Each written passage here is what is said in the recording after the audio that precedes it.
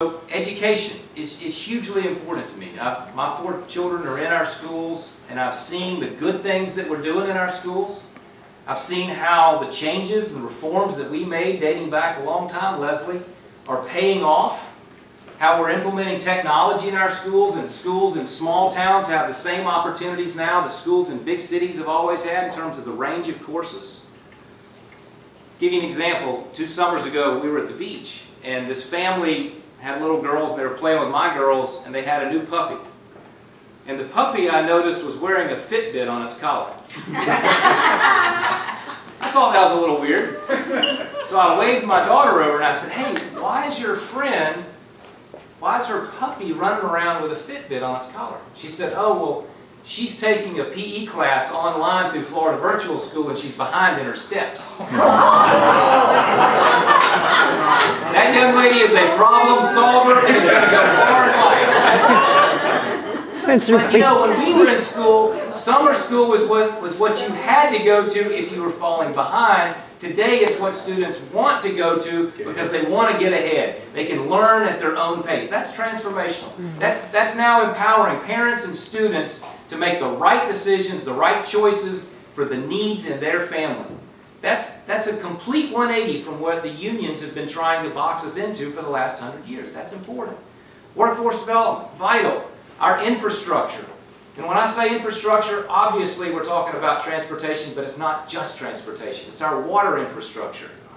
That's our golden goose.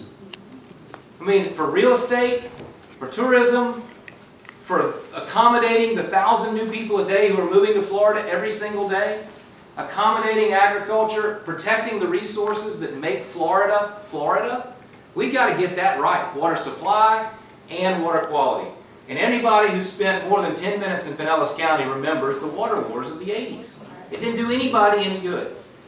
The lessons of Tampa Bay water can be applied to the whole rest of the state because they're just now getting to the point where the Tampa Bay area was in the 80s and early 90s.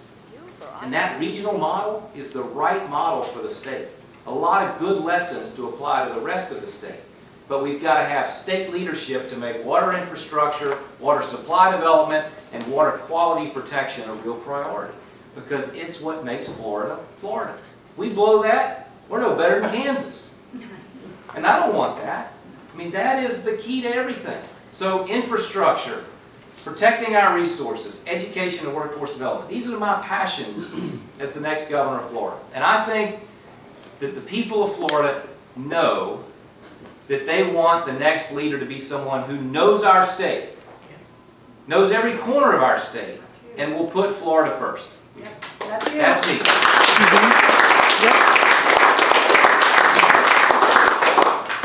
It has to be someone who knows the nuances, the differences in our state. Let me give you just one quick example. Get back to education. Pinellas, Hillsborough, big urban districts. Hillsborough's 8th largest in the country. Miami-Dade's the 5th largest in the country. Huge school districts. We still have counties in Florida that have 2 schools. Hamilton County has 2 schools in the whole county. Now, a cookie-cutter approach to education isn't going to get it done. You can't have one approach to education that's as fair to the students in Hamilton County where they have a pre-K through 8 and then a 9 through 12, 2 schools on one campus in the entire county. It's not going to work. We've got multiple counties that only have 1 elementary, 1 middle, and 1 high school. So we've got to recognize that our diversity is our strength and have someone who knows that about our state, knows our state, can bring people together to solve these big issues, not just a Band-Aid or more Scotch tape and baling wire, but real generational change to make our state a stronger, better place, the place we know it can be. And finally, I'd say this. We know people dream about moving and living and visiting our state. We see it, especially during spring break. I mean, you see what people look like when they arrive at the airport. You see what a disaster they are when they're leaving. People save all year to bring their families down here to visit. And they know that the memories they make here are so powerful that those kids will bring their own children back a generation later to recreate those same experiences. We know people spend a lifetime trying to figure out how to get here. sell their business, sell their home, write that last tuition check for the last little birdie to leave the nest, and they turn to their spouse and say, we're going to Florida. We want that view. We want to be on a golf course. We want to be wearing flip-flops in January instead of shoveling snow. You see them at spring training games. They're cheering for the away team instead of our team.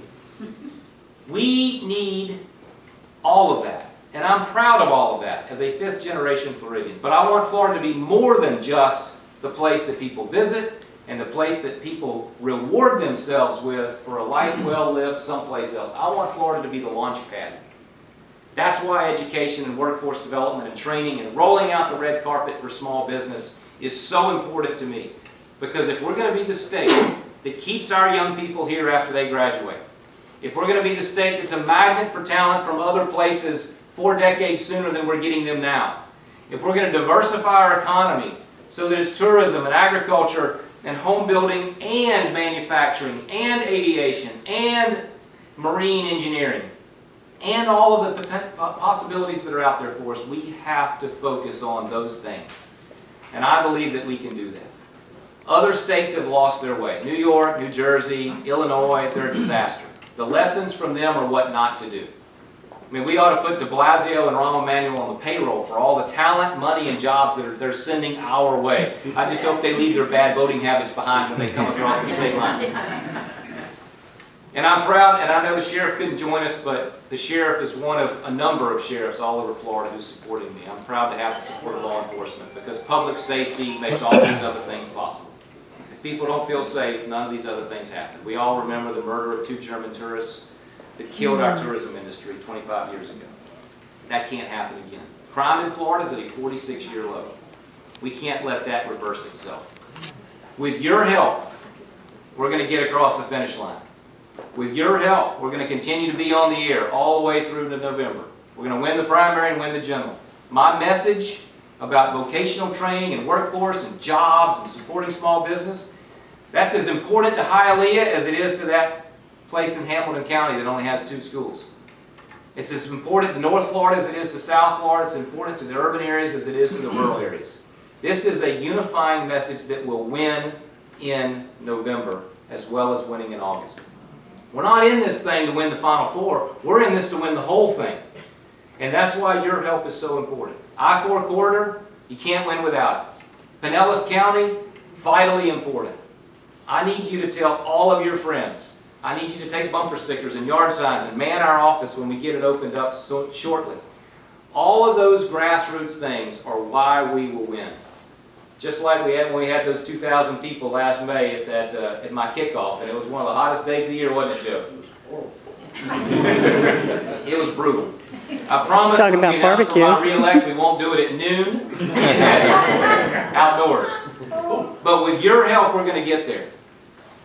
Our grassroots is going well. The message is going well. The finance is going well. We have less than 90 days to go until the primary. And you and I both know how hard it is to campaign in Florida in the summer. But we're going to do it. We're going to pound the rock every day. And with your assistance, with your passion, with your energy, we're going to get across the finish line. And we're going to build on this strong foundation that we have in Florida and continue to make it not only the prize for a life well lived someplace else, but the launch pad for the American dream. Thank you all very much.